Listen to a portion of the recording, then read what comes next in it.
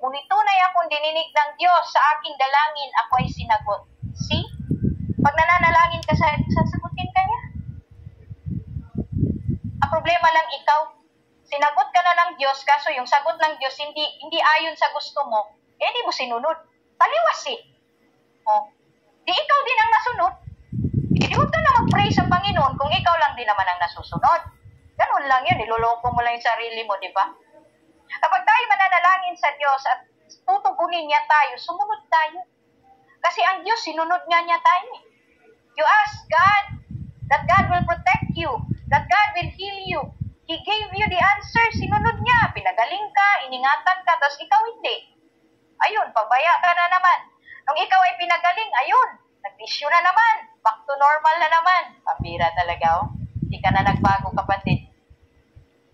Kung mong hayaan, kapatid, naabot ka sa punto ng buhay mo na wala ka ng ibang panghahawakan. Dahil mismo ang Diyos, hindi ka na niya naririnig. Alam ninyo, kapag tayo ay nakabalot sa kasalanan, kapag tayo ay nasa kasalanan mismo, hindi naririnig ng Diyos ang ating mga panalangin. Hindi yan nakakaabot, kapatid. Nagsasayang ka lang ng laway. Nagsasayang ka lang ng luha kung may paiyak-iyak ka pa. No? That is hypocrisy. Nagiging ipokrita tayo sa harapan ng Panginoon. Dahil nakikita naman niya ang ating ginagawa. Bago tayo lumapit sa Diyos, dapat malinis tayo. Dapat mayroon tayong isasakripisyo na bibitawan, aayawan. Para tayo ay maging karapat-dapat. Huwag natin bahiran ang kabanalan ng Panginoon. Sumusobra na rin tayo sa kapal ng ating mga mukha kung ang kabanalan ng Diyos ay ating babahiran, mga kapatid. Ano po? Hindi ho ito pagmamalinis. Walang malinis sa atin kahit isa. Pero ito po ay katuruan ng Diyos sa atin.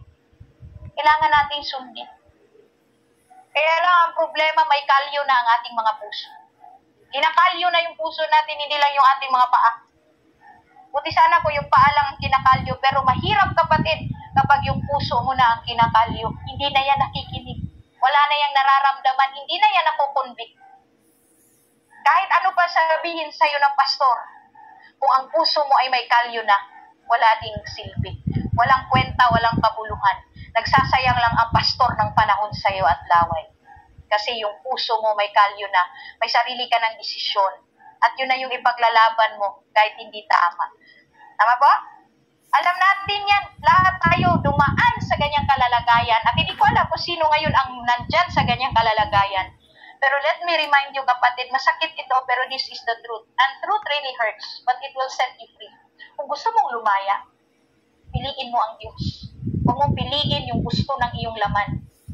Dahil yung laman mo na yan, yung physical mo na yan, maaagnas yan. Pag namatay ka, wala din. Pupunta yan sa lupa. Babalik sa lupa yan. Doon yan ang galing. Kaso yung espiritu mong haharap sa Diyos, yun ang hahatulan. At doon ka magsiselebrate sa impyerno. Hanggang ngayon, at sa mga darating pang panahon, magpakailanman ang impyerno ay totoo. Amen? Ang impyerno ay totoo, maging ang langit ay totoo, ang kasalanan ay totoo, at ikaw na tao ang hindi totoo sa Diyos. Kaya mag-isip-isip ka na. Ngayon, nag-enjoy ka sa kasalanan, bahala ka. Basta ang Diyos, hindi siya natutuwa sa iyong ginagawa. Nasa sayo yan, kapatid. Nasa sayo ang desisyon, nasa sayo ang pagpili. Ginagamit lamang ng Diyos, yung mga pastor, yung mga nag-share sa'yo ng tama, ginagamit lang ng Diyos yan para i-remind ka. Pero dahil may kalyo na ang puso mo, kawawa ka, kapatid. Isa lang ang patutunguhan mo. Alam mo kung saan ka pupunta? Doon, sa dagat-dagatang apoy. Kung dito nga sa mundo, naiinitan na kayo eh. Ano pa kaya doon? Lumalangoy kayo. At hindi lang yun. Hindi lang basta lumalangoy. Kinakain kayo ng uod. At hindi lang yun. Pinaglalaruan kayo ng mga demonyo. Tinutusok yung inyong katawan. Lalo na yung parte ng katawan ninyo na siyang sanhi ng kasalanan. Kung yung mata mo ang sanhi ng kasalanan, yan ang tutusukin. Walang kumpay. Unlimited na tusok. Kung sa injection nga, takot tayo, paano pa kaya yung tusok ng demonyo? Isipin ninyo yan, mga kapatid. Hindi yan pananakot, totoo yan. Oh. Ganyan ang nangyayari sa impyerno ngayon. Kung yan ang gusto mong mangyari sa'yo balang araw, bahala ka. Wala nang pagkukulang sa'yo. Ang mga tao na concerned sa kaluluwa mo. Alam niyo, dapat mas concerned tayo sa kaluluwa, hindi doon sa emosyon ng tao na, ano kasi, besh, nasasaktan ako. Nahuli ko siya, may kachat. Buti pa siya. Nire-replyan niya yung kachat niya, samantalang yung chat ko, inabag na. 1 week na doon sa inbox niya, hindi man lang niya masinsin. Tapos nakita ko na lang, nahuli ko. Ganun yung mga sumbong sa pastor. Naku, nakakaumay na. Paano kasi, pastora, nahuli ko siya, meron siyang kachat. Ang saya-saya nila. Kung gusto mong payo. Ay, nako. Minsan nga, ayaw ko ng payuhan, gusto ko ng saktan. Mapatang. Di, minsan talaga, no? Bilang tao, yung paulit-ulit na lang. Nagagasgas na yung dila mo. No? Yung boses ko, nagbibinata na. Diba? Namamaos ka na, kakasabi. Ganyan mga anak ko talaga. Buti na lang, nakalaya na ako dyan. Wala na sila. Ay, salamat. Baka may panibagong darating, kaya medyo iwas-iwas na ako. Ngayon po, kung may mga problema kayo pagdating sa pag-ibig, ito lang masasabi ko, ginusto nyo yan, walang nag-utos sa inyo, nagmahal kayo ng maling tao, bahala kayo sa buhay nyo. Pwede namang magmahal ng tamang tao, wag lang magmadali. Kaso, pastora, kinikilig ako, di umihi ka kung kinilig ka. May kilig din naman sa pag-ihi, kapatid. Safe na kilig yun, umihi ka na lang. Nag-iinit ka, maligo ka. Libre naman ang tubig. Maligo ka, kapatid, kung nag-iinit ka, hindi yung kung kani-kanino ka. Ako naman, hindi lang sakit sa laman ang inyong makukuha, lalo dikit yung sakit sa inyong espiritu na matagal kuyang gagali. Yan yung tinuturo ko dati pa. Year 2020. Ganyan na yung mga linyahan ko. Alam ni Pastor Ivy yan kung nandyan siya. Ganyan na yung mga linyahan ko talaga, pero wala pa rin.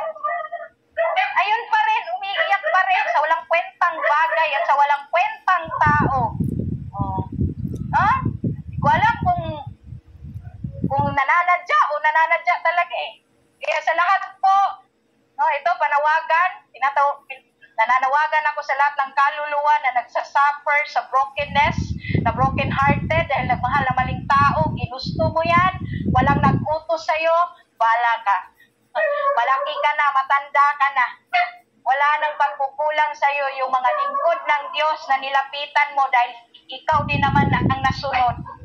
Sana kayo din naman ang masusunod at the end of the conversation, wag na lang kayong humingi ng payo. Nasayang nyo lang yung oras namin, yung boses namin. Mas marami pang mahalagang bagay.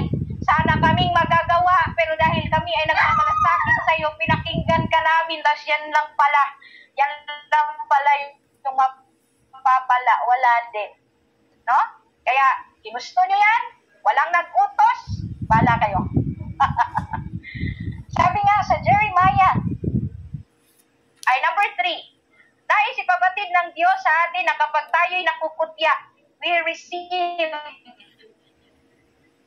persecutions, mga kapatid, rejections. Nais ng Diyos na sabihin sa atin na tayo ay mahal niya.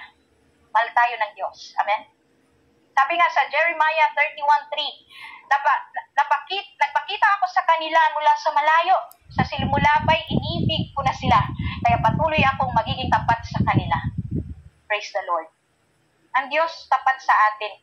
Hindi siya nagbabago. Kahit pabago-bago ka ng isip.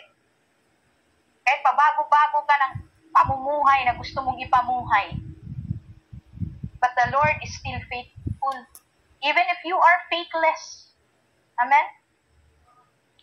And when you face rejections, persecutions, nababash ka, no?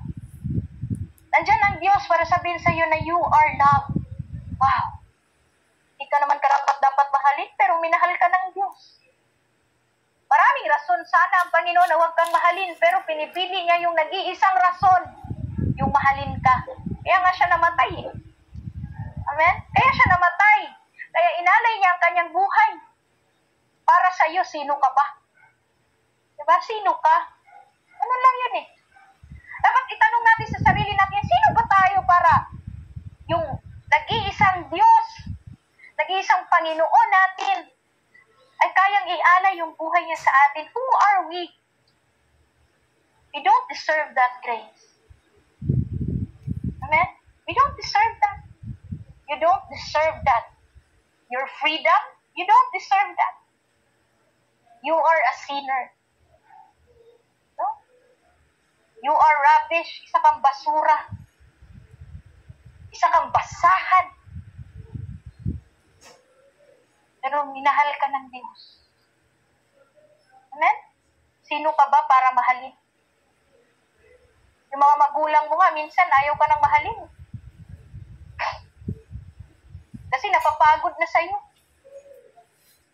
Yung mga taong pinapahalagahan ka, napapagod sa'yo. Sinusukuan ka. Pero ang Panginoon, never ka niyang sinukuan. Kaya ka nga nag-e-enjoy, oh. Diba? Ine-enjoy mo yung biyaya. Wala ka namang ambag dyan. May ambag ka ba dyan sa biyaya na yan? Wala. Pero ine-enjoy mo. Ine-enjoy mo yung biyaya, tapos inaabuso mo rin at the same time. And who are you? Who are we to pervert the grace of God? Wala naman tayong ambag dyan, pero inaabuso natin. Di ba? Dapat talaga tayong tao. Napaka talaga natin. Eh kung yung mga magulang natin, alam niyo, buti pa yung mga magulang natin. Bakit? Natatalakan pa tayo. Napapagalitan pa tayo, di ba? Oh, masakit magsalita yung magulang natin, di ba? Masakit. Hanggang sakit lang. Wala pa rin, hindi ka pa rin nagbabago. Lagi mo lang iniintindi yung sakit ng salita, yung sakit ng pangaral.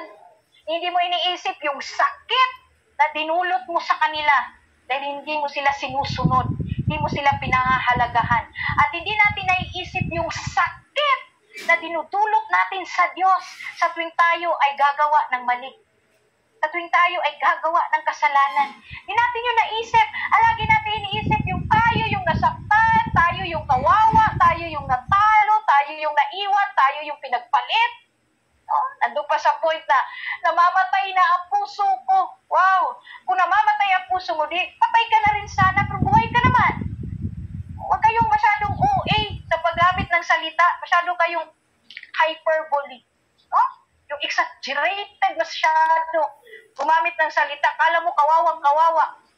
Diba? Alam niyo kung sino yung tunay na kawawa? Yung taong walang Diyos. At yung taong hindi sumusunod sa Diyos. Yun ang tunay na kawawa.